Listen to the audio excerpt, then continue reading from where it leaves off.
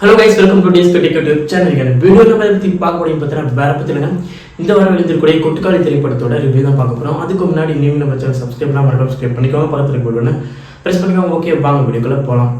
நம்ம PS வினோத்ராஜ் அவரோட டைரக்ஷனில் நம்ம எஸ்கே ப்ரொடக்ஷனில் உருவாகிருக்கிற திரைப்படம் கொட்டுக்காளி.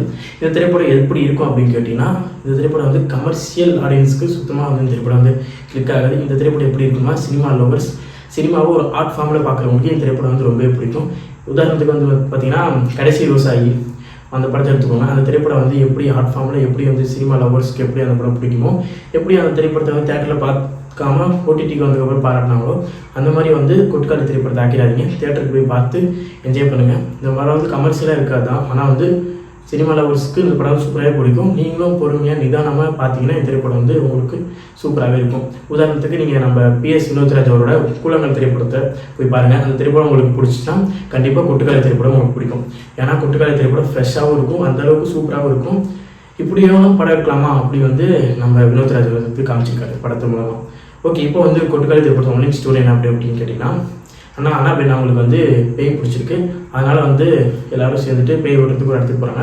அங்கே போனதுக்கப்புறம் என்ன நடக்குது, உண்மையுமே பெண்ணுக்கு வந்து பேய் பிடிச்சிட்டா பேய் ஓட்டுறவங்கலாம் என்னென்ன பண்ணாங்க, அதுக்கப்புறம் கதை எப்படி நகர்ந்துச்சுன்றதான் இந்த திரைப்படத்தோட ஒன்லைன் பொறுத்த வரைக்கும் ஒரு வீட்டுக்கும் ஒரு ஊருக்கும் ஒரு இடையே நடக்கக்கூடிய ஒரு கதை தான்.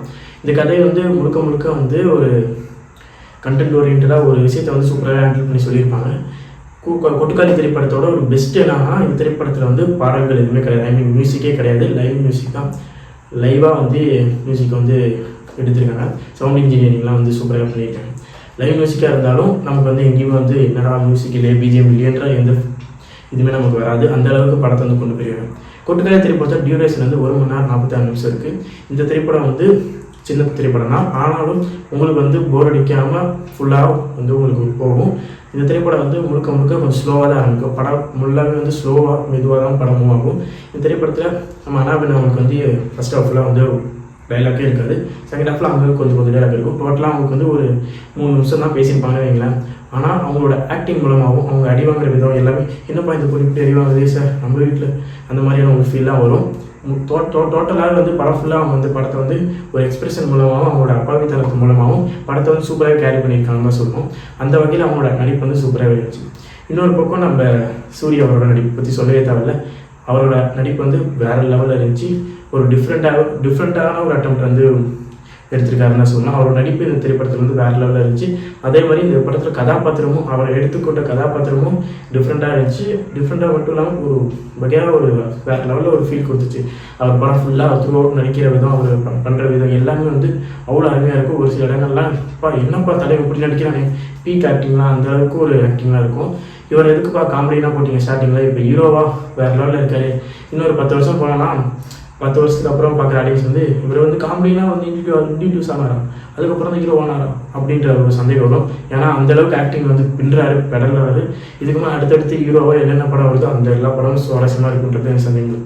ஓகே, அடுத்ததான் வந்து நம்ம சிவகார்த்திகேயனை பாராட்டி ஆகும். ஏன்னா வந்து அவரோட ப்ரொடக்ஷனில் கொட்டுக்காளி மாதிரியான ஒரு செமையான ஒரு திரைப்படத்தை கொடுத்துருக்காரு. PS வினோத் அவர் மூலமாக கொட்டுக்காளின்ற ஒரு அருமையான படத்தை கொடுத்துருக்காரு. அதுக்கு நம்ம SK வர பாராட்டி தருவோம். ஏன்னா படம் த்ரூ அவுட் வந்து அவ்வளோ அருமையாகவும் அவ்வளோ சூப்பராகவும் இருக்குது. என்ன தான் படம் வந்து ஸ்லோவாக மூவ் ஆனாலும் படம் ஃபுல்லாக ஸ்லோவாக தான் இருக்கும். நீங்கள் கூழாங்கல் படம் பார்த்துட்டு கூழாங்கல் படம் உங்களுக்கு பிடிச்சிருந்துச்சுன்னா உங்களுக்கு 100% வந்து திரைப்படம் பிடிக்கும்.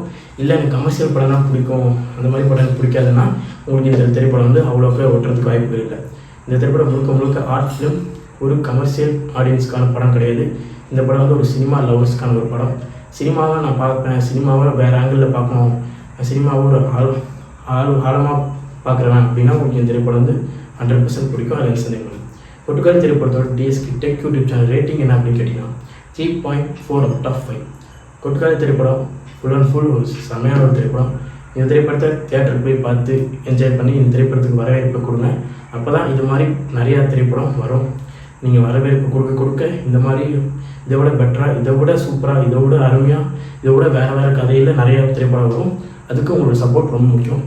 கொட்டுக்காளி திரைப்படத்தை தியேட்டருக்கு போய் பார்த்து என்ஜாய் பண்ணுங்கள்.